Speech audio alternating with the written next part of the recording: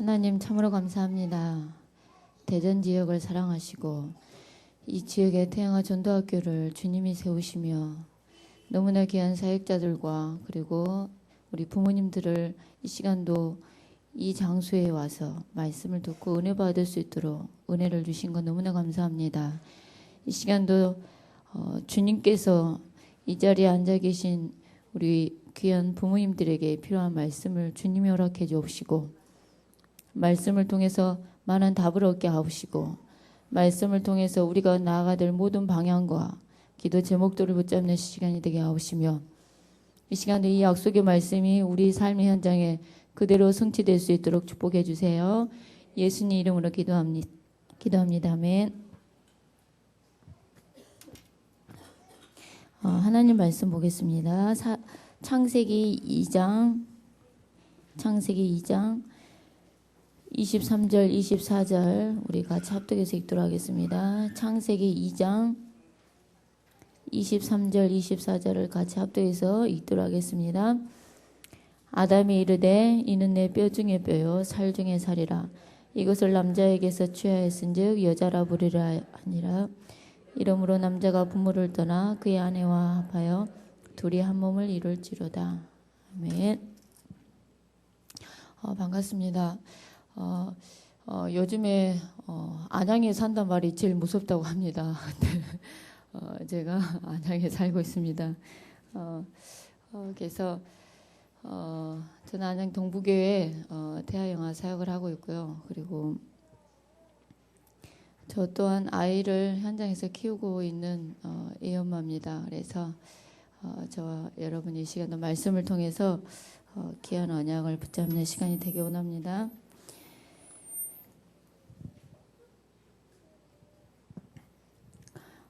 오늘은 우리 청년들 향해서 결혼에 대한 얘기 잠깐 하고요. 그 다음에 우리 태아가 얼마나 중요한지 태교 중요성과 그 다음에 우리 부모의 이것을 이렇게 해서 나누기 원합니다. 태아 영아 사역에 있어서 가장 중요한 게 부모입니다. 그래서 부모인 저와 여러분들이 사실 굉장히 중요합니다. 근데 부모가 어떻게 자녀를 양육하냐에 따라서 모든 건 달라질 수 있습니다. 부모가 뱃속의 아이를 어떻게 태교하냐 달라질 수 있습니다. 근데 오늘 부모인 저와 여러분들 그리고 우리 청년들과 함께 우리 자신들이 무엇보다도 그리스도의 복음에 정말 뿌리내려진 귀한 은혜가 있기 원합니다. 왜냐하면 한나는 사무엘이라는 아들을 주셨을 때 하나님을 가장 잘 알 수 있는 곳으로 어렸을 때부터 보냅니다. 그게 바로 제사장 밑이었습니다. 그래서 제사장 밑에 보내면서 하나님을 잘 알 수 있도록 어렸을 때부터 나시린으로 드렸죠. 근데 우리가 이걸 통해서 우리도 어렸을 때 아이를 어떻게 키울 것인가 철저하게 어렸을 때부터 하나님을 잘 알 수 있도록 우리 자녀를 키우는 게 참 중요합니다. 그래서 우리 아이들이 어렸을 때부터 복음을 계속 들을 수 있도록 우리 아이들도 우리 부모님 자신들도 복음을 계속 들으면서 이 복음에 정말 뿌리가 내릴 수 있도록 그러면서 이 복음으로 말미암아 우리가 치유되어지고 우리가 복음으로 말미암아 우리의 체질이 복음의 체질이 되고 우리가 완전히 복음으로 사상이 될 수 있도록 우리 자신이 복음에 완전히 젖어드는 게 너무너무 중요합니다. 그래서 저와 여러분들이 이 완전한 복음 속으로 들어가는 은혜가 있기 원합니다.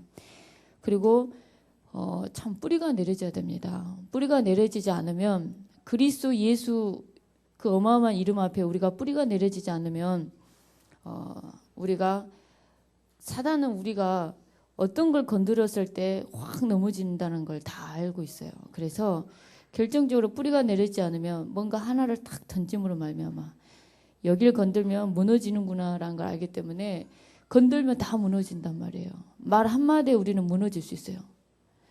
예를 들어서 목사님께서 누구만 예뻐하고 누구는 안 예뻐하고 그 하나 때문에 무너질 수 있다니까요. 목사님 설교 한마디에 무너질 수도 있고 살 수도 있어요. 저건 내 얘기 같아 이러면서 한번 걸려두면 확 무너질 수 있다니까요. 그래서 우리가 복음에 뿌리 내려지는 게 사실 굉장히 중요합니다. 그러려면은 우리가 복음에 뿌리 내려지려면 우리 부모님들이 가장 필요한 게 말씀을 듣는 겁니다. 저와 여러분의 교회 강단의 말씀을 듣는 게 얼마나 중요한지 모릅니다. 무슨 말이냐면 강단에 서시는 주의 종을 놓고 우리는 정말 기도해야 됩니다. 복음이 선포될 수 있도록 기도해야 되고 강단을 통해서 선포된 이 복음의 말씀을 우리는 강단의 이 말씀을 가지고 우리는 내 것이 될 수 있도록 그래서 이 약속에 여러분 교회의 주의 종의 메시지를 통해서 선포되어진 이 강단의 말씀이 여러분과 늘 상관 있는 메시지로 쉽게 하면 여러분에게 가장 영향력을 미칠 수 있는 메시지로 남아야 됩니다.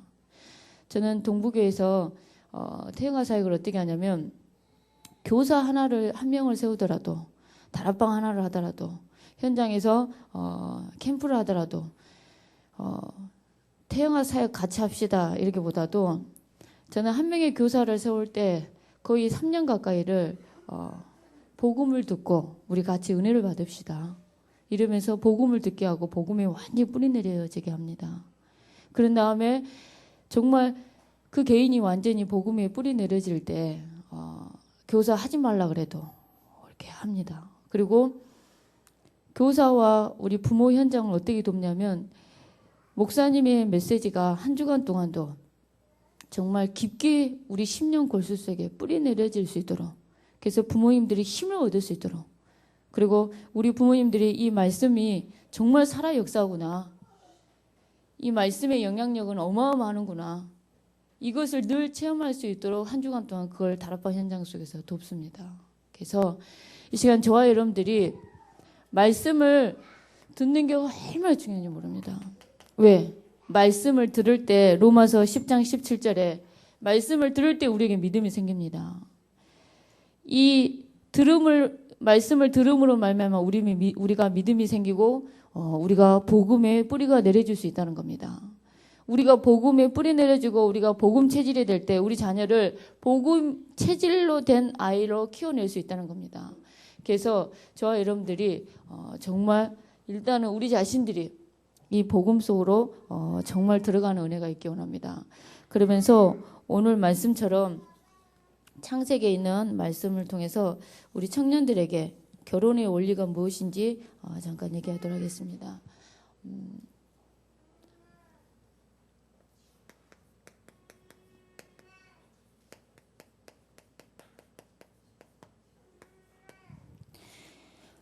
창세기 2장에 보니까는 아담이 이르되 이는 내 뼈 중에 뼈요 살 중에 살이로다.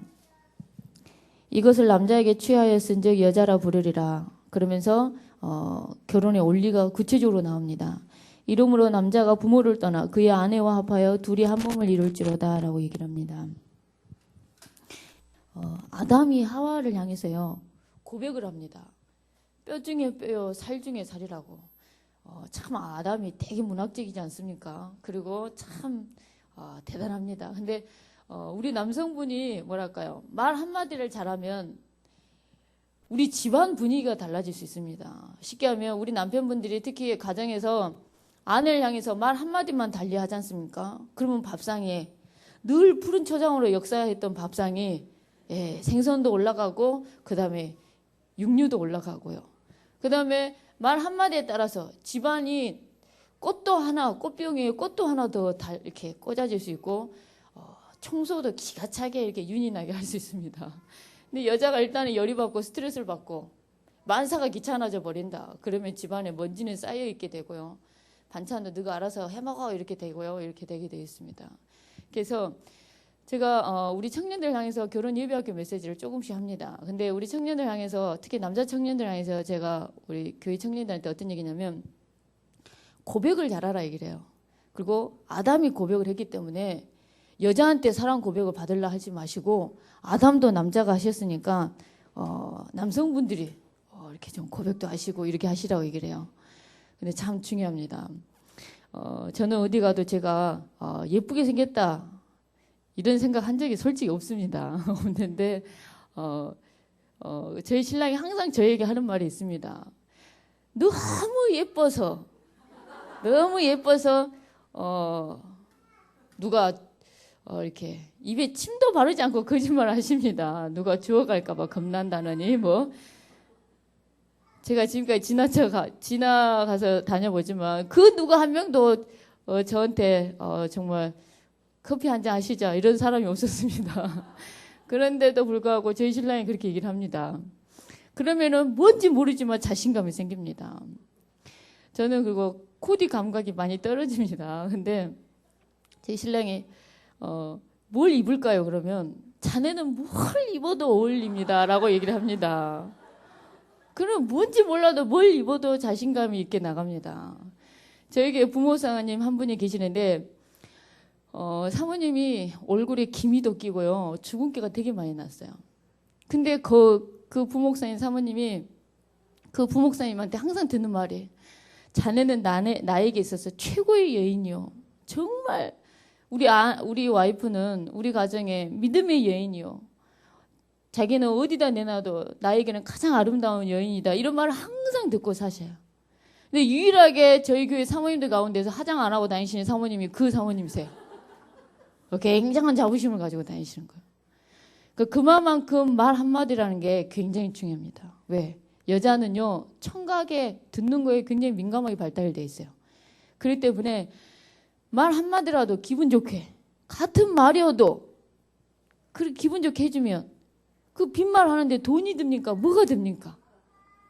근데 우리는 대부분 좀 똥배 좀 집어넣어서 뭐 이런 말을 한다든지 같은 말이어도 좋게 나가는 게 아니라 그렇게 나가서 마음을 상하게 하는 경우들이 참 많다는 거죠. 그래서 우리 청년들은 특히 우리 남자 청년들이 저는 말을 잘하라고 참 얘기하고 싶어요. 말 한마디에 밥을 얻어먹을 수 있고요. 요즘 세상에는 말 한마디 못해서 굶을 수 있는 세상이 돼버렸어요. 요즘 여자들이 밥을 잘 차려주냐 그러지 않습니다. 저희 집에는 제가 태권도 선교사가 되려고 하는 애들 2명이 저희 집에 같이 살고 있어요. 남자애들 2명인데 근데 밥 잘합니다. 그리고 청소도 잘합니다. 제가 가르쳤어요. 너가 장가 가걸랑 정말 여자한테 사랑받기 위해서는 지금부터 네 스스로 잘해야 되느니라. 굉장히 잘합니다. 그리고 고백을 잘하라고 합니다. 진짜 잘합니다. 얼마만큼 잘하냐면 얘네들이 뭐가 먹고 싶다. 그러면 저한테 저는 전사님이 해준 반찬은 다 맛있습니다. 그 어떤 반찬이라 할지라도 전사님 손이 들어가면 그 맛은 이루 말할 수 없습니다. 이런 식으로 애들이 고백을 정말 잘합니다. 그러면 제가 더 하게 돼요. 정말 사실. 그래서 참 중요합니다. 근데 결혼이 뭐냐? 결혼은 인생에 있어서 정말 새로운 시작입니다. 근데 복음 가진 행복한 사람이 행복한 사람을 만나는 겁니다. 무슨 말이냐면 레이 남자가 레이 여자를 만나는 게 바로 결혼입니다. 하나님이 짝지어 주신 자를 만나는 거예요. 어떻게 보면 내 뼈 중에 뼈, 내 살 중에 살을 만나는 게 바로 결혼입니다. 근데 이 자리에 앉아 계신 많은 분들은 결혼하셨습니다. 결혼을 하셨으면 여러분의 배우자가 뼈 중에 뼈, 살 중에 살이십니다. 그리고 우리의 배우자가 레이 남자요, 레이 여자라는 사실을 놓쳐서는 안 되겠습니다. 그러면서 옛날에 복음 없는 사람들은 결혼을 통해서 아들을 낳아서 대를 잇는 걸 생각을 했고, 그 다음에 복음 없는 사람들은 내가 죽으면은 내 제사상을 차려줄 자식이 있어야 된다. 이런 식으로 생각을 하고 결혼을 했고 애를 낳고 그랬었습니다. 그렇지만 우리는 복음 안에서 분명한 이유를 가지고 결혼해야 됩니다. 그리고 성경은 기가 차게도 결혼이 어떻다라는 걸 기가 차게 잘 얘기해주고 있습니다. 결혼 생활 어떻게 해라. 남녀가 어떻게 해라. 기가 차게 얘기해주고 있다는 거예요. 그래서 오늘 창세기 2장에 보면 남자가 부모를 떠나라고 얘기합니다. 그래서 첫 번째로 결혼에 올려 있어서 가장 중요한 거는 떠남이라는 겁니다. 독립성의 원리, 원칙 이렇게도 얘기합니다. 무슨 말이냐면 남자가 부모 품을 떠난다는 겁니다. 결혼 생활에 있어서 많은 갈등과 고통이 어디서부터 시작이 되냐? 부모로부터 떠나지 못한 데서부터 시작이 되는 경우가 굉장히 많습니다. 그게 고부간의 갈등으로 이어지고요. 그런데 결혼 후 부모의 의사를 존중하되 부모의 영향권 속에서 벗어나서 독립된 가정을 만들 수 있느냐 없느냐가 어떻게 보면 우리 청년들 향해서는 결혼에 성공하냐 못하냐까지 영향을 줄 수 있다는 겁니다. 그래서 잘 떠나셔야 돼요. 어떻게? 영적으로도 떠나셔야 되고 그다음에 정신적으로도 떠나셔야 되고 육체적으로도 떠나셔야 돼요. 그러면 우리 부모님들도 또한 우리 자녀를 결혼시킴에 있어서 가장 중요한 거는 자녀를 양육하고 출가시킴과 동시에 이제 완전히 좀 부족함이 있고 좀 미숙하고 실패도 있고 나름대로 이런 게 있다 할지라도 기도해 주시면서 혼자 독립하며 살 수 있도록 이렇게 해 주셔야 된다는 겁니다. 근데 요즘에 불신자들 보면 특히 제가 이제 현장에서 상담을 하고 많은 사람들 만나는 거 보면은 부모도 못 떠나요. 자식도 못 떠나고 부모도 못 떠나요. 그래서 실제 제가 어떤 경우가 있었냐면 초등학교 선생님이셨는데 남자분은 수의사였어요. 근데 부모님들이 좋아서 중매를 결혼을 시켰어요. 근데 시어머니가 결혼한 첫날부터 해가지고 신혼 한 달을 어떻게 보냈냐면 한 달 동안에 보름을 쉽게 말하면 시어머니하고 이 아들 며느리 집하고 분가해서 사는데 시외버스 터미널에서 차를 타면 1시간 반 거리임에도 불구하고 보름을 이 며느리 집에 이 시어머니가 오는 거예요. 왜 오냐? 전화를 늘 매일같이 해가지고 너 오늘 냉장고 청소했니? 너 오늘 또 뭐 방 청소했니? 뭐 했니? 이걸 전화하는 거예요. 냉장고 청소했니? 예 어머니 했어요. 아이고 나 너 믿을 수 없어 이러면서 다시 이렇게 1시간 반 시외버스를 타고 며느리 집을 가가지고 냉장고를 다 열어서 이렇게 청소하면 어떡해? 그러면서 다 꺼내서 자기가 다 청소를 하는 거예요. 근데 이런 생활을 결혼한 아들과 며느리를 향해서 이런 생활을 보름을 세상에 그렇게 한다고 생각해 보세요. 며느리가 열이 받겠습니까? 안 받겠습니까? 받습니다. 그러면 며느리가 열받으면 일단은 어떻게 되겠습니까? 남편한테 자기 엄마는 도대체 왜 그래? 일주일이면 하루가 멀다 이렇게 오셔서 이렇게 하는데 내가 청소하면 내가 냉장고 청소하면 청소하게끔 좀 놔두시고 이러시지 왜 자꾸만 그러셔? 이러면서 이제 막 남편한테 막 이렇게 뭐라 하죠. 그러면 이 남편은 어떻게 하냐? 엄마한테 전화해가지고 엄마는 도대체 왜 집에 와가지고 막 이러는 거야? 이렇게 얘기를 해요. 그러면 이제 시어머니 뭐라 했냐? 너가 장가 가기 전까지는 나한테 그렇게 잘하고 인간성 바르고 이런 애가 결혼을 하더니만 얘가 싹 변해가지고 얘가 이상하게 됐다느니 막 이렇게 되는 거예요. 이게 이제 반복과 반복으로 말미암아 끊임없이 이게 되는 거예요. 결국은 이분이 순복음교회 기존교회 순복음교회를 다니셨는데 결국은 이혼을 하고 이제 제가 있었던 안양으로 오신 거예요. 그래서 이제 제가 이분을 만나서 다시금 복음을 전하고 이분이 죄책감이 시달리는 거예요. 내가 예수 믿는다고 하는 사람인데 이혼을 했는데 이거 어찌하면 좋냐 이런 죄책감이 눌려 있는 거예요.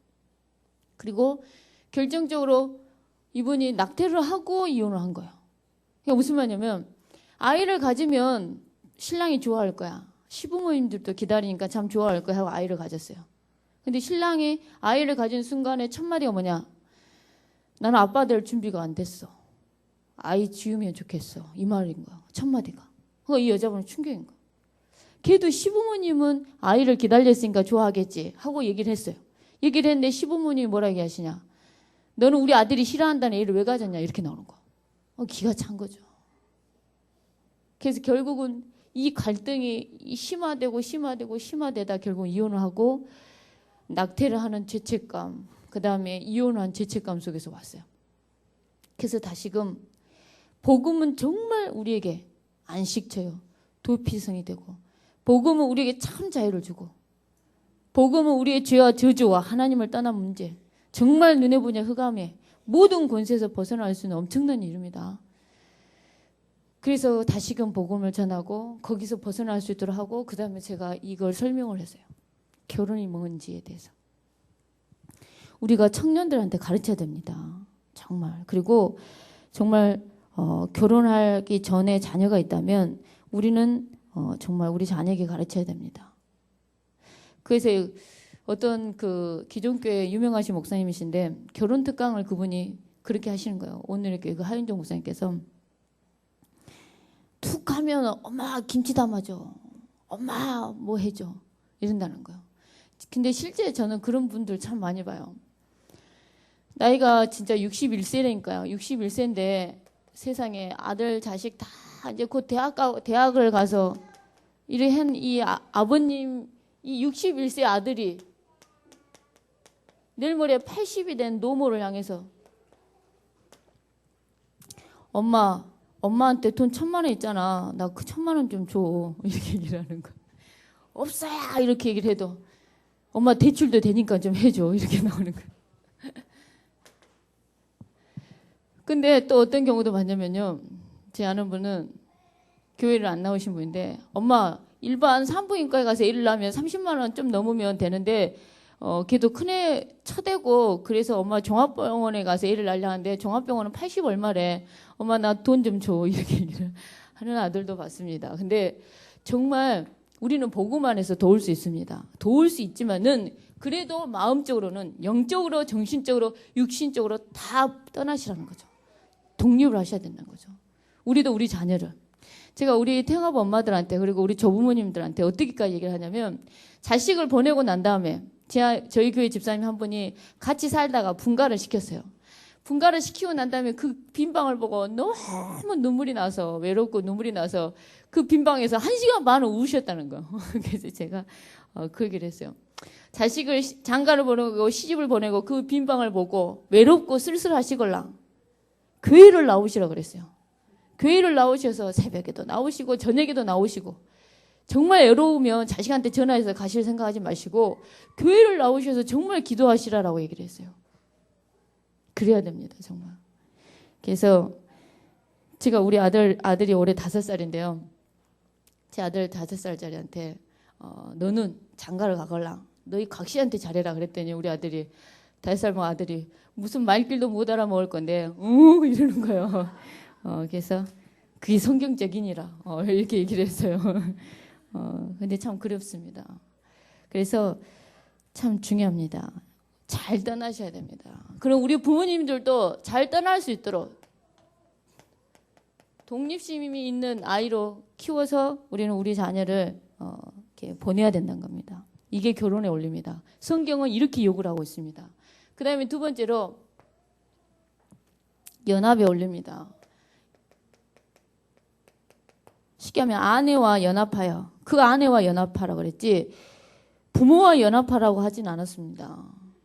그래서 여러분들이 그 부모 품을 떠나서 아내와 연합을 하셔야 됩니다. 근데 우리 그 보통 국장님이 설교 때 그런 말씀을 자주 하셨지 않습니까? 거의 우리 한국의 사회는 유교적인 게 강하기 때문에 부모 자식 간에 뭔가 끈끈한 게 너무나 강하게 있기 때문에 이렇다는 겁니다. 그래서 제가 옛날에 한번 태영아부 우리 엄마들 향해서 설교를 한 적이 있었는데 어떤 여자분이 그 남편한테 얘기를 한 거예요. 만약에 물에 빠져 자식과 시어머니하고 그러니까 부모님하고 자식과 내가 물에 빠졌으면 누구를 먼저 건지겠냐라고 질문을 던진 거예요. 근데 이 아들이 당연히 어머님을 건지고 그다음에 자식을 건지고 그다음에 자네를 건지겠네라고 얘기를 했어요. 근데 그 한마디에 그 나이도 우울했는데 그 한마디에 완전히 우울해가지고 너무 마음이 속이 상해서 내가 인생을 헛살았어 세상에 이러면서 나의 쉽게 하면 그 정체감 쉽게 하면 나의 그 산다라는 이유가 없어. 나라는 존재는 어디 간 거야. 이러면서 너무나도 우울해가지고 병원에 간 거예요. 정신과 이제 상담을 하고 병원에 갔는데 의사가 명쾌하게 대답을 해주신 거예요. 뭐라고 대답을 했냐. 왜 그런 우울한 마음이 왔냐 그랬을 때 물에 빠졌을 때 누굴 먼저 건지겠냐 했을 때 나 말고 부모님과 우리 자식을 건진다 할 때 근데 나는 나라는 존재는 도대체 우리 신랑에게서 나라는 존재는 어디 갔는지 모르겠고 그렇다라고 얘기를 하니까 진짜 그랬다니까요. 그 의사 선생님이 수영을 배우십시오라고 이렇게 얘기했다니까요. 수영만 배우면 그런 고민을 할 이유가 없다는 거죠. 근데 우리가 그만큼 굉장히 사소한 것에 민감해 있어요. 아주 중요하지도 않은 건데 우리 인생을 걸어버려요. 정말 중요한 복음에 뿌리 내려지는 거는 놓쳐버리고요. 체질적으로 잘 놓칩니다. 그러면서 정말 중요하지도 않은 사소한 것에서는 우리가 목숨을 건다니까요. 그래서 저와 여러분들이 정말 중요한 것을 붙잡는 은혜가 있기 원합니다. 아내와 연합한데, 연합한다는 뜻은요, 들러붙다, 뭐 고착시키다, 그 다음에 계속 그대로 지속되게 하다, 이런 뜻들이 포함되어 있습니다. 근데 연합의 원리에 있어서는요, 가장 중요한 게요, 참 중요한 게, 연합에 있어서는 포기를 잘 하셔야 됩니다. 쉽게 하면 아내와 연합을 해야 돼요. 남편이 아내와 연합해야 돼요. 그러면은 남자와 여자가 연합을 해야 되는 건데, 이 연합에 있어서는 너무나 중요한 게 포기를 하셔야 된다는 겁니다. 쉽게 하면 남자도 여자도 자기만의 모든 문화를 포기하라는 거죠. 자기가 지금까지 살아왔던 이씨면 이씨 집안, 뭐 저는 곽씨면 곽씨 집안을 예를 들어서 자기 집안에 살아왔던 모든 그 문화권을 일단은 다 포기하고 아내와 연합하라는 거는 둘만의 기가 찬 문화를 만들어내라는 겁니다. 우리 집에 시집온 이상 우리 집안의 법도를 따라야 돼 이러고, 우리는 대부분 우리 집 아빠는 안 그러던데 왜 우리 남편은 이럴까? 그래서 실제 제가 그 얘기를 했다니까요. 저희 교회 일본에서 사시는 분인데 놀러로 왔어요. 저희 집에 일본에서 사시다가 이렇게 놀러 오셨는데 이분이 결혼을 처음으로 했는데 남편이 쉽게 하면 저기 그 안동의 그 유명한 그 양반집 집안의 이런 그 남편 집안이 그쪽 집안인 거예요. 근데 어머님이 시집을 딱 갔는데 시어머님이 아들은 무조건 따뜻한 밥을 지어서 따뜻한 밥을 올리는 거야. 그리고 찬밥이나 그다음에 이렇게 남아있는 밥들은 여자들이 다 이렇게 모아서 이렇게 먹고 이러더라는 거예요. 근데 이제 하루는 밥을 먹는데 자기 신랑이 찬밥을 주면서 자기 먹어 이러더래요. 그래서 아니 왜 나에게 찬밥을 주는데 그랬더니 우리 집안은 여자가 찬밥 먹어. 오늘 찬밥 먹어. 찬밥을 주더라는 거예요. 이분이 밥을 그래 안 해도 하려고 밥통에다 쌀을 씻어서 밥을 하려고 밥통에 쌀을 씻고 있는데 찬밥을 먹어 이러는 거예요. 그러니까 이제 기가 차서 갑자기 이제 반말이 나가신 거예요. 이분이. 야, 난 너희 엄마가 아니다. 이러면서 갑자기 밥하고 있는 밥통을 집어 던져버리니까는 그 딱 한 번 사건 이후로 난 너희 엄마가 아니야. 너희 엄마는 찬밥 먹을지 모르는데 난 너희 엄마가 아니야. 이렇게 하면서 밥통을 한 번 던진 이후로 그 다음부터는 찬밥이 있더라도 자기가 남아서 그냥 찬밥 먹으려 하는데도 왜 찬밥을 먹으려고 그래. 따뜻한 먹지. 이렇게 나오더라는 거예요. 예? 그래서 뭐라고 이렇게 문화가 다 틀려요. 자라온 배경도 틀려요. 문화도 틀려요. 환경도 틀려요. 그래서 다툴 수밖에 없는 건 지극히 정상입니다. 남자, 여자 근본 달라요. 근본적으로 달라요. 다 다르다니까요. 성향도 틀려요. 호르몬도 틀려요. 다 틀려요. 이런 남자, 여자가 만나는 거예요. 그러니 싸움이 없겠습니까? 싸움이 있다니까요. 진짜 여자는 제가 11시 36분이다. 이걸 보고도 지나가는 사람이 누가 지나가는지 여길 보고도 다 의식할 수 있는 게 여자라니까요. 근데 남자는 그럴 수 없어요. 이쁜 여자가 여기 지나간다. 그럼 여기 갈 때까지 고개가 이렇게 가야 되는 게 남자인 거예요. 정말. 근본적으로 틀리다는 겁니다. 그렇기 때문에 생각도 틀려요. 자라온 배경도 틀렸어요. 환경도 틀렸어요. 교육의 방식도 틀렸어요. 자라오면서 나름대로 상처도 있었겠죠. 다 틀리다는 거죠. 이런 속에서 만남이에요. 그렇기 때문에 자기만의 문화를 일단은 다 빨리 포기한 만큼 연합이 쉽다는 거 아셔야 됩니다. 빨리 포기를 하셔야 됩니다. 음식 맛도 틀립니다. 놀았던 장난감도 다 틀렸다니까요.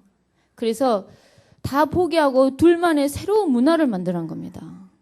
그리고 그 전혀 다름을 왜 이해가 안 되네 이러지 마시고 다르다는 걸 인정을 하시고 수용을 하시고 연합을 위해서 포기를 하시고 이게 정말 빠르다는 겁니다. 그 다음에 두 번째로 연합에 있어서는 둘이 연합하는 데 있어서 정말 방해하는 요소 중에 하나가 바로 뭐냐면 상처입니다. 상처. 우리의 과거에 또한 우리가 친구를 통해서든지 부모를 통해서든지 사회를 통해서 나름대로 왔던 이런 상처 이런 것들이 치유가 안 되면 결혼해서 그것 때문에 꼭 그것 때문에 싸워요. 그래서 우리가 이런 것들을 복음으로 뿌리내려짐으로 치유되어지고, 그 다음에 그런 뭐랄까요, 그런 그 상처들을 서로 인정하고 고백하고 뭐랄까요, 이해하고 수용할 수 있도록. 근데 이해와 수용은 언제 되냐? 우리가 뿌리가 내려지고, 얼마만큼 영적인 존재이기 때문에 사람은 하나님이 주신 은혜를 공급받냐에 따라서 굉장히, 이거에 따라서 굉장히 달라질 수 있다는 겁니다. 그래서 정말 은혜 받는 게 참 중요합니다. 은혜 받을 때는 그 자녀들이 막 투정을 부려도 그래, 네가 그랬겠구나, 그 감정을 공감을 해주게 돼요. 근데 내가 힘들어 있는 상태에서 내가 뭔가 갈등과, 시댁과의 갈등이든 남편과의 갈등이든 뭐 아내와의 갈등이든 이런 갈등이 있는 상태에서는 자녀가 좀만 투덜거리면 알았어 조용히 해 뭐 이렇게 나간다든지, 그러니까 네가 좀 잘 좀 해봐 뭐 이렇게 된다든지 뭐 이렇게 된다는 거죠. 그래서 우리 부모의 우리 자신들이 사실 굉장히 중요합니다. 너무너무 중요해요. 참 중요합니다. 우리가 복음의 뿌리가 내려지면 내려진 만큼 우리 자녀를 수용할 수 있는 여유가 생긴다니까요. 기다려줄 수 있게 된다니까요. 내가 힘든 상태에서 내가 조급한데요. 내가 힘든 상태에서는 남을 여유롭게 인정해주고 받아주고 이럴 뭐 이게 없다니까요. 그만큼 내 자신이란 게, 부모인 내 자신과 우리 청년들 자신들이 사실 굉장히 중요합니다. 너무 중요합니다. 우리 안양에 우리 아이들 2명이 죽었잖아요. 근데 이제 실제 제가 안양에 있었기 때문에 우리 아이들이 항상 그 안양은요, 그 아이들 2명 이름 그래가지고 노란 리본을 차고 명찰을 다 애들 차게 해가지고 돌아올 때까지 몇 개월을 그렇게 했어요. 성탄제 이후로. 근데 그 애들이 일반 기존교회를 다니는 애들입니다. 둘 다 다니는 애들인데, 그 에스린 간에는 엄마가 집사님이세요. 부모님들이 일반 교회, 기존교회. 근데 저는 그냥 뭐 군포도 안양하고는 가깝습니다. 근데 부녀자가 실종이 되고 뭐 이래 해도 실종이 됐나 보다, 그러나 보다 그랬다니까요. 그 화성에 뭐 연쇄 살해 사건이 자꾸 난다는데, 이 화성이라는 도시가 진짜 화성하고는 거리가 멀어요. 사실 살인 사건 난 지역은 오히려 수원과 오산과 오히려 경기 중남부 쪽하고 오히려 더 가까운 거리예요. 근데 그때만 해도 제가 별로 뭐 기도도 없고 이랬어요, 제가. 근데 이 아이들이 그것도 너무나 잔인하게 이렇게 발견이 되면서 제가 충격을 먹었어요. 그러면서 기도를 하기 시작했어요. 저희 교회가 중직자가 이제 세워져요. 이번에 선거를 했고 5월달 정도에 이제 중직자가 세워지는데, 왜 세워질까? 그에 대한 이유를 너무나 명쾌하게 주는 사건이었어요. 왜냐니까 중직자들이 복음을 가지고 구석구석에 들어가야 되겠구나. 그래서 복음의 빛을 이렇게 밝혀야 되겠구나. 우리가 가장 가까이 살고 있는 현장에 이런 일이 일어나고, 더더나 이웃이 살고 있는, 이웃에 그런 사람이 살고 있다는 거. 그다음에 루광수 목사님 말씀처럼 70인대 말씀처럼 전과 7범이나 되는데도 불구하고 경찰이 레이더망에 이렇게 그렇게 했어야 되는데 전혀 그러지는 못하고. 그래서 참 마음이 아픕니다. 그 부모의 마음을 이루 말을 할 수 없을 것입니다. 정말 기가 찰 노릇이죠, 정말. 근데 저는 정말 그게 영적으로 흑암이 강하게 잡지 않고는 그렇게 할 수 없다고 저는 믿습니다. 근데 거기 지역이 구안양 지역이에요. 무슨 말이냐면 구안양 지역인데 안양 7동, 8동, 9동, 뭐 박달동, 이게 이제 구안양 쪽이거든요. 근데 그쪽 지역이 절이 정말 많아요. 그리고 박달동 쪽 이쪽으로는 무속인들이 길을 꽂고 이렇게 무속을 하는 사람들이 사실 굉장히 많아요. 유독 많은 지역이 그쪽 지역들이에요. 제가 그쪽 지역에 전도를 가는데요. 그쪽 지역에 들어서는 순간부터 제가 전도하는 장소까지 절간이 9개가 있어요. 그냥 제가 가는 그 목적지까지만 그냥 가는데도. 그래서 정말 이게 영적인 싸움이라는 걸 저는 확신합니다. 정말 영적인 싸움입니다. 그러면 가정을, 하나님이 결혼과 동시에 가정을 이루게 돼요. 가정이란 거는 세계복음화의 발판이요. 가정이란 장과 동시에 결혼과 동시에는 이 결혼 속에는 후대에 대한 어마어마한 비밀이 있습니다. 렘넌트라는 엄청난 후대가 나오는 데 있어서 그래서 결혼을 하고 가정을 이루는데 사단이가 얼마나 공격을 하겠습니까? 가정을 이루는 데 있어서 특히 시작하는 데 있어서 그렇기 때문에 우리는 결혼과 동시에 우리 창세기 3장의 영적 유산이 그리스도의 이름을 꺾이고 가문에 흐르는 영적 유산이 꺾일 수 있도록 우리는 기도해야 되겠으며 우리 후대를 놓고 그래서 우리 청년들은 결혼과 동시에 기도가 얼마나 필요한지 모릅니다. 그리고 연합에 있어서 이 상처가 치유되어지는 게 너무너무 중요합니다. 치유되어지는 길은 복음을 듣는 길밖에 없다니까요. 복음을 들어서 내가 뿌리 내려지는 길밖에 없어요. 뿌리가 내려지지 않으면 않은 만큼 창세 3장에 내 무언가의 상처가 확 나오는 거예요. 우리 애엄마 한 명은 자기 아빠가 늘상 술 먹고 늘상 도박하고 집안을 술만 드시면 집안을 엎는 거예요. 신랑하고 결혼할 때 왜 했냐? 술을 안 먹는다는 그 하나 때문에 했어요. 근데 어느 날 신랑이 술을 안 먹는다는 것 때문에 결혼했는데 직장에 무슨 속상한 일이 있어서 술을 먹고 들어온 거예요. 먹고 들어오더니 집에 와서도 또 술을 따라서 먹는 그 모습만 봐도 이분은 옛 상처가 치유가 안 되기 때문에 그냥 마실 수도 있음에도 불구하고 그걸 못 봐요. 아 하고 민감한 반응을 보이는 거죠. 같은 걸 할지라도 그 부분에 내가 상처가 있다. 민감하게 나와요. 어떤 사람들은 화내지도 않고 그냥 스쳐 지나갈 수 있는 일을 어떤 사람은 그 일에 대해서 되게 민감할 수 있어요. 그 부분에 상처가 있으면 민감할 수 있다는 거죠. 그러니까 그만큼 우리가 상처가 복음으로 치유되어지는 것이 굉장히 중요합니다. 뿌리가 내려져야 돼요. 이게 치유된 만큼 우리가 연합하는 데 있어서 빨리 될 수 있다는 거죠. 그 다음에 세 번째로 연합에 있어서 끈끈하게 붙을 수 있도록 기가 찬 연합의 접착제가 바로 뭐냐면 예수 그리스도입니다.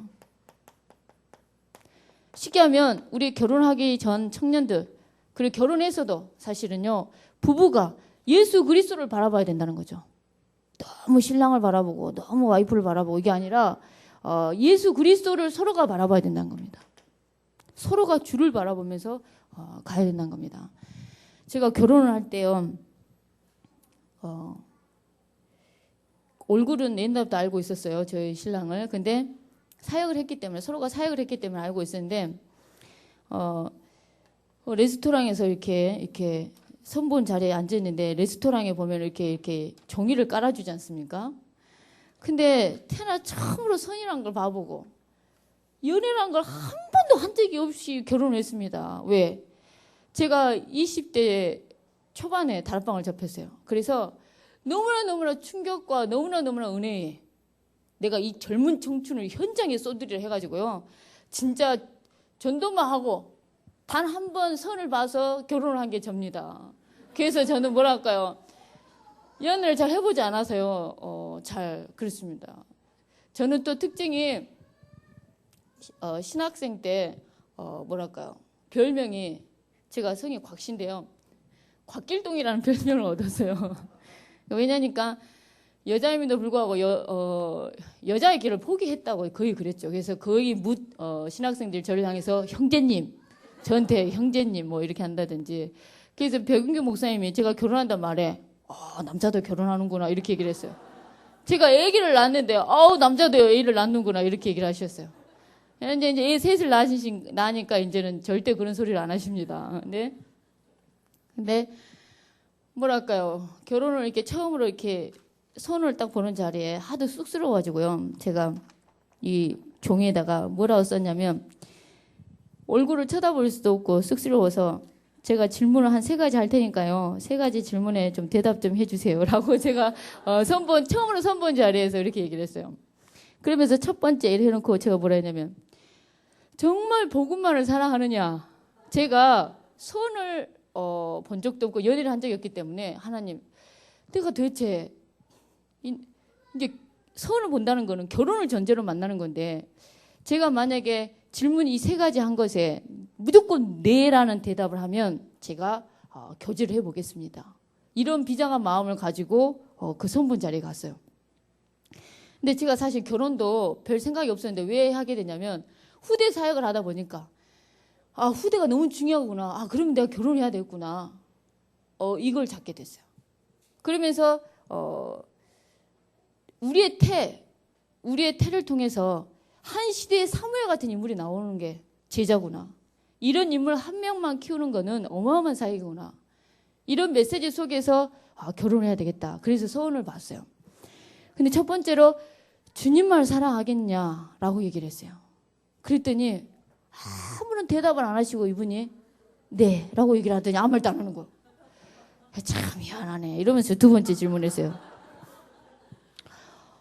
정말 주님만을 전하겠느냐 복음만을 전하겠느냐라는 질문했어요.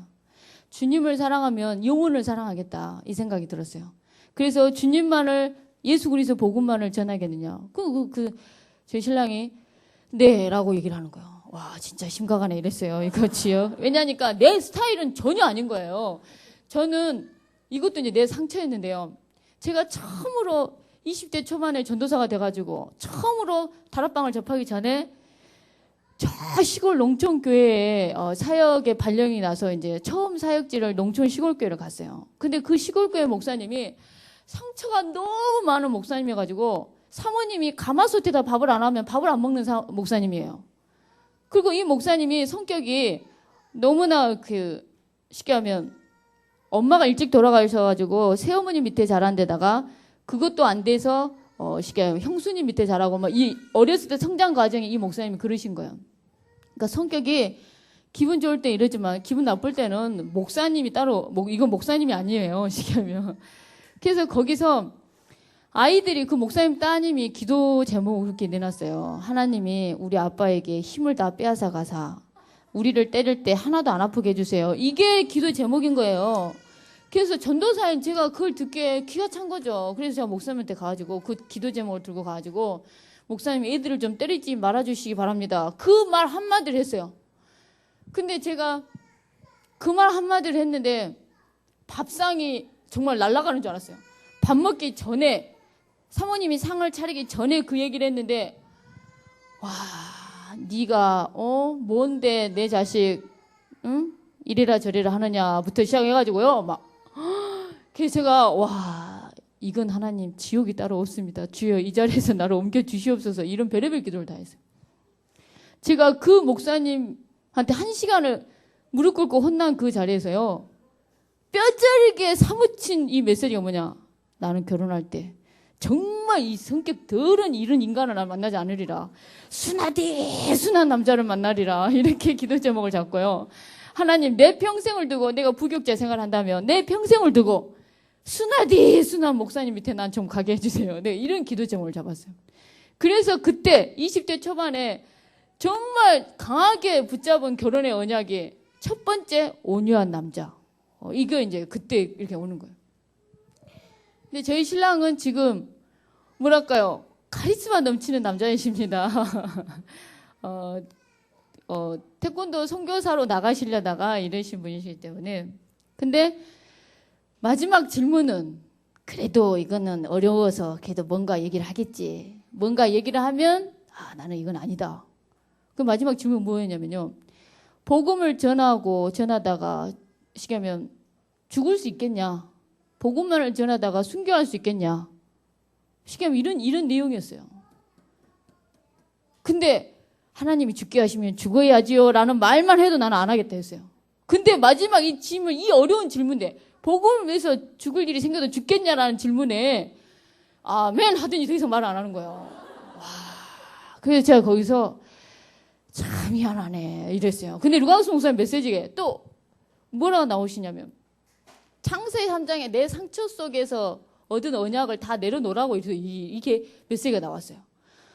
와, 그래서 그런 속에서 저는 깡패가 나타나면 두드러 막 맞으면서 기도하는 남자를 선택해야지 김도하인처럼 이단 접착하는 남자를 나는 하지 않겠다 이 정도였다니까요. 근데 내가 원하는 형은 이게 아닌데 왜 하나님이 이래 하실까? 나는 온유한 남자인데 우리 신랑은 굉장히 뭐랄까요? 지금 굉장히 복음 안에서 이래한데 겉보기는 운동을 하는 남자라고 생각하기 때문에 터프하다고 생각한 거죠. 그런데 하나님은 참 기가 차게 그래서 처음에는 결혼했는데 레이 남자와 레이 여자를 만나면 시대적인 일이 일어날 줄 알았어요. 결혼했는데. 근데 가정 예배부터 싸우는 거예요. 나도 전도사, 우리 신랑도 전도사였어요. 나도 사례비가 똑같고 신랑도 사례비가 똑같아요. 예배를 하는데 그래도 남자분이시니까는 전도사님이 예를 들어서 지금 이제 목사님이 되셨는데 전도사님이 가정 예배 인도하세요. 그러면서 이제 매일 가정 예배 인도하려는데 메시지를 하면은 제가 잘 들어야 되잖아요. 들어야 되는데 제가 어떻게 들었냐? 어떻게 듣냐면 거의 아멘 이게 아니라 이 메시지를 왜 그렇게 하세요? 이러면서 제가 이 메시지는 이렇게 나오셔야죠. 시계하면 이렇게 되는 거야. 그러니까 우리 신랑이 처음 예배하는데 성경을 딱 닫으면서 한단 말이에요. 자네가 다 하소. 성경을 주더니 나 안 할라네. 이렇게 나오는 거야. 그래서 저는 결혼할 때 결혼 예배학교 메시지를 들었습니까? 뭐가 있습니까? 전혀 없었다니까. 진짜 현장에서 부딪히고 깨지고 싸우기도 하고 이러면서 터득이 되는 거야. 그래서 제가 우리 청년들한테는 강하게 얘기하죠. 정말 예배학교 메시지가 중요하다. 교회에서든지 어디서든지. 근데 제가 오늘 이 메시지가 우리 청년들을 대상으로 했던 예배학교 메시지 중에 하나입니다. 근데 내가 결혼에 대해서 많은 지식이 부족했구나. 정말 결혼은 너무나 다른 사람을 만나기 때문에 다툴 수밖에 없다. 그렇기 때문에 하나님의 은혜 속에 부부란 건 헌신 속에 이해와 수용이 필요한데 이걸 내가 참 무지한 상태에서 결혼했구나. 정말 무식이 용감한 상태에서 정말 결혼했구나. 오로지 그 강한 충격과 푸른 꿈 하나를 가지고 이렇게. 근데 참 결혼이 참 중요합니다. 부부가 연합되게 하는 기가 찬 접착제는 예수 그리스도입니다. 예수 그리스도를 서로 바라보셔야 됩니다. 지금은 저희 신랑이 저를 굉장히 영적으로 끌어주십니다. 그리고 제가 애 셋을 키우고 났더니요, 제 신앙이요, 땅을 쳐요. 정말 그런다니까요. 깊게 뭔가 기도하려 해도 이거 애들 때문에 정신이 없어요. 근데 지금은 지금은 조금 여유가 생겨요. 애기 돌 전으로 뭐 아프고 이래 보세요. 뭐 정신이 없습니다. 근데 지금은 이제 애들 다 재워놓고 기도하고 새벽에 일어나서 기도하고 이렇게 하고 이제 지금은 이제 조금 살겠어요. 근데 정말 애 키우는 애엄마들 현장이 얼마나 은혜받기 힘든 현장인지 말 안 하셔도 압니다. 그런데 청년 때는 그것도 모르고 늘 푸른 꿈을 갖고 있었죠. 나는 결혼하면 아이 6을 낳으리라. 6을 낳아서 이렇게 어떻게 하리라. 왜? 요한 에슬러 어머니가 아이들을 19명을 낳으셨어요. 수잔나 사모님이. 근데 그중에 15번째, 17번째 인물이 요한 에슬러, 찰스 에슬러예요. 역시 많이 낳아야 인물이 나오는구나. 무디 9명 형제 중에서 7번째입니다. 역시 한 10명은 낳아야 인물이 나올 거야. 이러면서 나는 한 6을 낳겠다 했어요. 근데 3을 낳고 난 다음에 저는 더 낳을 의향이 있었습니다. 왜? 근데 저희 신랑이 육아는 거의 자기 몫이라는 생각이 드셨는지 저희 교회 부목사님들끼리 죄다 수술하러 갔다 오셨어요. 그래가지고 지금은 낳을래야 낳을 수가 없습니다. 사실.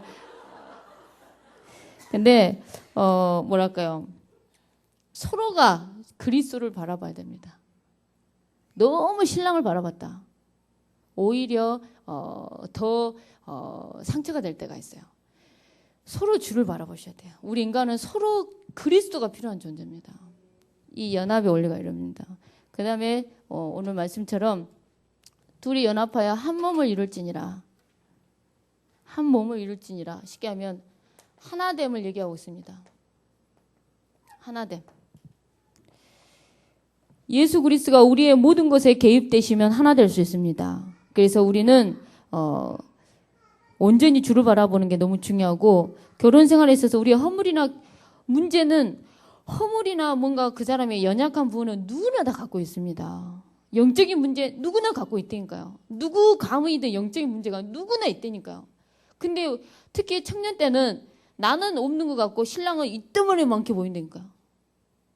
저는 결혼 10년 만에 내 문제가 참 많구나 이걸 깨닫고요. 우리 신랑한테 한번 참 미안하다.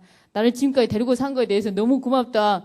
우리 신랑한테 힘을 팍팍 주려고 얘기했더니 아이고 자네가 인자 깨달았는가 이러면서 이렇게 그 다음부터 절대 얘기하지 않습니다. 말이 중요합니다. 그래서 뭐랄까요. 서로의 이런 문제들, 허물이나 연약함을 서로 이해해주고 공감해주고 이게 사실 굉장히 중요합니다. 참 중요해요. 이번 주에 저희 가정에서 이제 예배를 하는데 나는 이 메시지를 붙잡고 기도하고 일하겠다 했는데 저희 신랑 목사님이 여기에다가 정말 구원받아야 될 전도 대상자들 이 검지손가락에다가 쓰면서 늘 잘 보이지 않습니까? 이러면서 기도를 했는데 저번 한 주간 동안 다 영접이 된 간증을 하셨어요. 응답을 받은 얘기를 하고. 그래서 너무나 정확하게 응답을 남편이 우리 가정의 영적인 지사장 대신 아버님이 그걸 받으니까 그 영향력이 사역자여 전도사인 저 또한 이게 오고 우리 자녀한테도 가요. 아버님들은 가정의 영적인 지사장님이십니다. 특히 우리 청년들은 남자 청년들은 그걸 아셔야 돼요. 가정을 영적인 분위기로 끌어가 주는 게 얼마나 중요한지 모릅니다. 근데 부모님 우리 자신들이 그래서 그리스도의 복음에 어떻게든 들으십시오. 듣는 길밖에 없습니다. 듣다 보면 나와요. 듣다 보면 나도 모르게 생각도 바뀌어요. 체질도 바뀌어요. 사상도 바뀌어요. 내 습관도 바뀌어요. 바뀐다니까요. 그래서 중요합니다. 그래서 우리에게 있어서 하나됨이란 거는 정서도, 감정도, 가치관도, 경제도, 주거지도 하나가 돼야 됩니다. 요즘에요. 주거지를 달리하시는 분들이 참 많아요. 청년들이. 정서도 비전도 하나 될 수 있도록. 이게 바로 결혼의 어마어마한 축복이자 비밀이자 원리입니다. 그래서 다음에 행여 제가 여기 올지 안 올지 모르겠지만 오게 된다면 더 깊게 돕는 배필이라는 게 뭔지, 결혼의 목적은 뭔지 이렇게 다음에 하더라고요. 시간이 얼마 없기 때문에 부모에 대한 얘기를 잠깐, 부모의 중요성에 대한 얘기를 잠깐 하고 영아, 태아 살짝 얘기하고 마치도록 하겠습니다. 우리 부모님들은요, 자녀에게 있어서 모델이 되는 게 부모님이다. 자녀의 모델이 바로 뭐냐? 부모님이세요. 그렇기 때문에 우리 부모가 사실은 영적으로 어떤 삶을 사시냐? 자녀한테 그대로 갑니다. 실제 습관이자 요즘에 규모란 말을 쓰시죠. 이런 삶을 어떻게 사시냐? 자녀가 그대로 가게 되어 있습니다. 저희 신랑과 저는 힘들더라도 저희 신랑은 새벽기도, 새벽운동, 새벽 영어를 지금 계속 굉장히 오랫동안 지속을 하고 있어요. 근데 갔다 오면은 새벽기도 갔다 오면 새벽 영어를 갔다 오고 새벽 운동을 하고 오셔요. 그런 다음에 말씀을 봐요. 아이들한테 책을 봐라 이게 아니라 나도 말씀을 보니 너도 말씀을 봐라 이거죠. 삶으로 일단 보여줘요. 근데 그게 쉬울 것 같습니까? 어렵습니다. 삶으로 보여주는 것처럼 어려운 건 없어요. 그래도 뼈아픔이 있다 할지라도 우리 자녀들에게 있어서는 모델이 부모기 때문에 우리 부모가 뼈아픔이 있다 할지라도 습관을 갱신해야 된다. 갱신해야 됩니다. 내가 그렇게 육신적으로 좀 잠 못 자고 힘들고 이러더라도 하라는 거야. 그래서 저는 우리 엄마들한테요. 학교 갔다 오는 우리 자녀들 앞에 TV 보고 인터넷 틀어서 쇼핑하고 이러지 마시고 드라마 보고 이러지 마시고 애기가 학교 갔다 올 시간만 되면 인터넷으로 쇼핑하고 예를 들어서 TV를 봤다 드라마를 보고 있다 할지라도 얘가 들어올 시간이나 들어올 때쯤 되면 얼른 끄시고 성경을 얼른 이렇게 보고 있으라고 제가 이렇게 항상 얘기를 합니다. 우리 엄마 현장에 할 수 없다는 거 알아요, 제가. 그래서 모양이라도 하고 있으라고. 애기가 학원 가기 전까지 이렇게 부탁을 합니다. 왜? 보는 게 정말 중요해. 우리 엄마는 항상 오면은 TV만 보고 항상 잠만 자더라. 학교 갔다 오면. 아이들이 본다니까요. 그냥 이렇게 아무거나 펼치고 보시라고요. 참 중요합니다. 이게 보여주는 것이 일단은. 왜? 아이들의 삶, 부모를 통한 삶은 아이들에게 그대로 간다니까. 부모가 복음의 사람이어서 복음의 삶을 산다. 그 가게 돼 있어요. 저희 교회 김동호 목사님 주특징이 뭔지 아십니까? 늘 MP3나 이걸 꽂고 산을 가시고 교육자 모임 때 메시지를 뭐 하시냐? 내가 오늘 새벽 기도를 했는데 너무 은혜됐어. 예를 들어서 오늘 새벽 기도 못 갔으면 내가 루 목사님 메시지 하나 듣고 우리 교회 강단 메시지 목사님 설교의 은혜를 많이 받으셔요. 그걸 들으셔서 산에 한 3시간 등산 갔다 오면서 3시간 메시지를 듣고 아침에 맨정신일 때 너무나 정신이 맑을 때 복음 속으로 들어가 복음을 듣고 이게 너무 중요하더라. 이런 얘기 마셔요. 그러니 밑에 있는 교육자들도 죄다 그렇게 가요. 자녀들도 그렇게 가요. 하물며 부모는요, 우리 자녀에게 있어서 모델이니까요. 그래서 저와 여러분들이 너무 중요합니다. 우리가 복음을 먼저 듣고 우리 자녀들에게 들려주고 그러면서 우리 부모님들의 기도는 자녀에게 하나도 땅에 떨어지지 않고 성취될 거 확신하시기 바랍니다. 안양에서 사건이 일어나고 범인이 잡히기 바로 전에 아이 시체가 먼저 발견되고 범인이 며칠 후에 잡혔지 않습니까? 잡히기 전에 안양의 그 명학초등학교 그다음에 그 이용표 나온 안양초등학교 이쪽의 학부모님들이 수업 끝나고 아이가 올 때까지 부모님이 다 기다리고 있어요. 데려가고. 불안하니까요. 근데 우리가 그렇게도 해야 되겠죠. 미국은 부모가 데려가지 않으면은 방과 후 때 부모가 데려가지 않으면은 보내지 않습니다. 그만큼 그것도 중요한데 우리가 근다고 24시간 따라다닐 수 없는 일이지 않습니까? 우리 자녀를. 그래서 우리에게 기도가 필요합니다. 하나님. 천군 천사입니다. 군대 용어입니다. 하나님께서 하나님의 수종을 드는 그런 천군과 천사가 정말 하나님의 자녀된 우리를 돕고요. 하나님의 일을 이루시고 그렇습니다. 하나님이 지키시고 우리 후대에 인도해 주시고 역사해 달라. 누가 그 얘기를 했어요. 얼마나 어떤 부모님이 기도를 안 했으면 우리의 기도를 금 항아리에 담아서 천사가 오르락내리락 해야 되는데 하도 기도를 안 하니까 그 천사는 그 자고 있어서 살이 드륵드륵 쪄서 뭐처럼 한번 기도했는데 애기 너무 뚱뚱해서 올라갈 수가 없다고 누가 이렇게 이런 얘기를 하는 거예요. 너무 바쁜 천사는 늘 기도해가지고 오르락내리락 해가지고 다이어트가 바로 돼가지고 이렇게 바로 올라가는데 얼마나 기도를 안 했으면 천사가 잠만 자고 드륵드륵 살이 쪄서 못 올라간다고 누가 우스갯소리를 이렇게 얘기를 하는데 우리가 그러면 되겠냐 이거죠. 정말. 예? 우리 부모님들이 정말 기도하셔야 됩니다. 우리 자녀를 놓고 어떻게 기도하냐. 하나님 우리 후대가 하나님의 지혜와 하나님 주신 지혜와 계시의 정신을 주사 하나님을 알 수 있게 해달라고 그리스도를 깨닫게 해달라고 그리스도의 세상을 장악하는 지혜도 허락해 달라고 하나님을 아는 게 우선입니다. 그리스도를 깨닫는 게 우리 자녀가 우선이니까요. 그래서 사무엘을 하나님을 제대로 알 수 있는 하나님을 가장 잘 알 수 있는 엘리 제사장 밑으로 보냈다니까요. 제사장 밑으로 보냈어요. 저와 여러분들이 하나님을 잘 알 수 있도록 심어줘야 되겠습니다. 하나님을 잘 알 수 있도록. 다음에 구체적으로 얘기하고요. 그래서 오늘 일단 여기까지 일단은 하도록 하겠습니다. 그래서 기도. 자녀에게 언약을 심는 거 전쟁이라니까요.